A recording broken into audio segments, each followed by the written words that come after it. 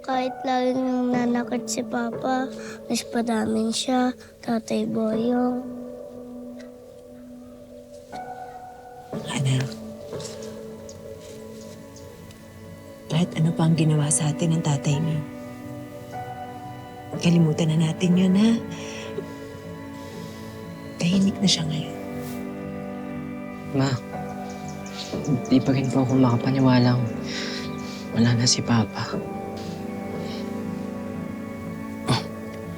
Mabuti pa, umalis na tayo. Halika na.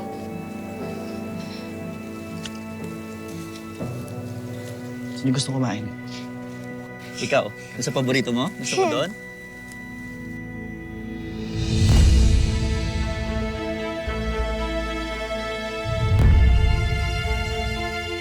Papa? Dennis,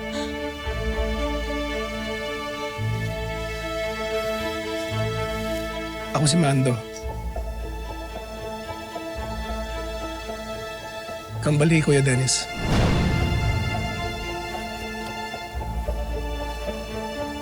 Mando? Wala naman sa akin nabanggit si Dennis na may kakambal siya. Hindi kami close ni Kuya Dennis. Sa totoo lang, kaya lang naman kami nagkita ulit dahil nagkahiwalay kayo. Sa akin siya tumira. Kaya alam ko kung ano yung nangyayari sa inyo. Simula nung nagkahiwalay kayo, wala, parang naging pariwara na ang buong buhay na yan. Inom na lang siya ng inom, laging lasing. Tapos, minsan nahuhuli ko siya, nakatunganga na lang eh. Alam mo kung nasan man siya ngayon, sana nasa tahimik at payapa na siya. Sana nakipag-ayos man lang ako sa kanya bago siya nawala. Sana nakipag-ayos ako. Tatay pa rin siya ng mga anak ko.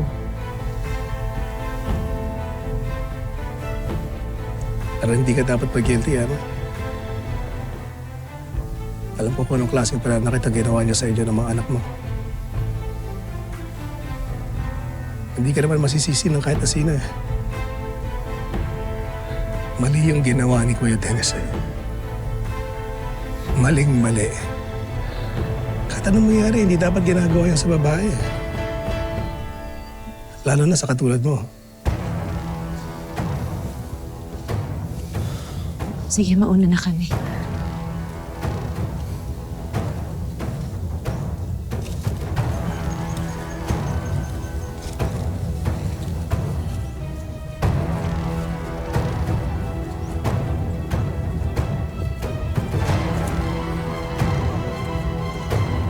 Akala ko sa litrato ka lang maganda.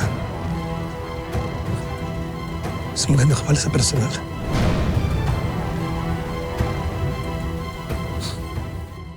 Kumusta yung kinikilos ng kambal, no? Ng mga oras na yun? Hindi namin alam na may balak doon pa latang pumasok sa buhay nila.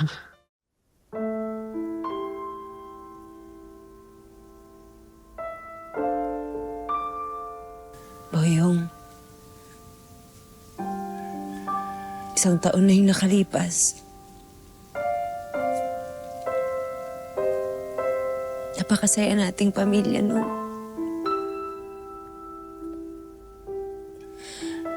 Hanggang ngayon, hindi pa rin kami makapaniwala ng mga anak mo na wala ka na. Ganun talaga ang buhay.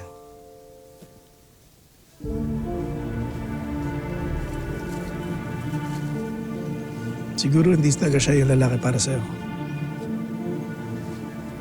Mando, ano ginagawa mo dito? Matagal ko na kayong gustong puntahan. Lalo na nung nalaman ko na namatay nga si Boyong sa bangungot.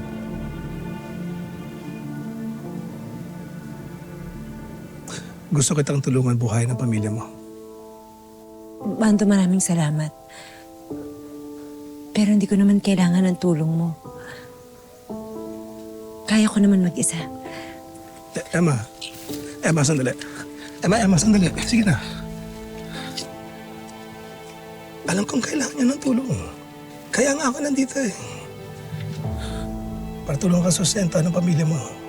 Alam ko kung anong ginawa ng kapatid ko sa inyo at gusto kong makabawi man lang. Pwede ba tayong kumain sa labas? Pag-usapan natin to. Mando, pasensya ka na talaga, pero... Hindi ka naman, anak. Umuwi na tayo. Emma, sige na.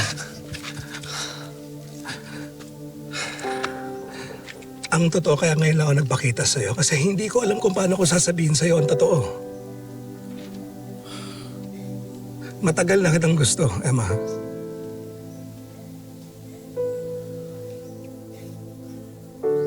Hindi ko maintindihan.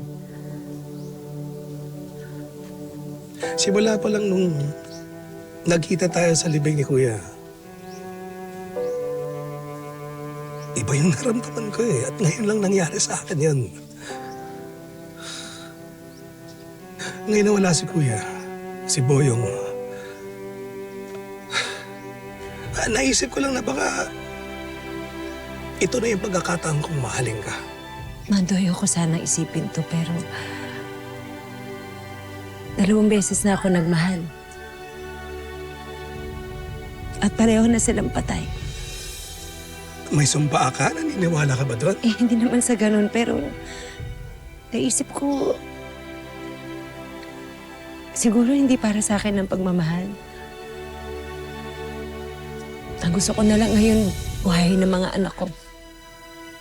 Na mag-isa. Hindi ko alam kung paano, pero... May awa naman ng Diyos eh. Ang gusto ko lang matulungan ka. Sa lahat. Hindi kita sasaktan. Ipinapangako ko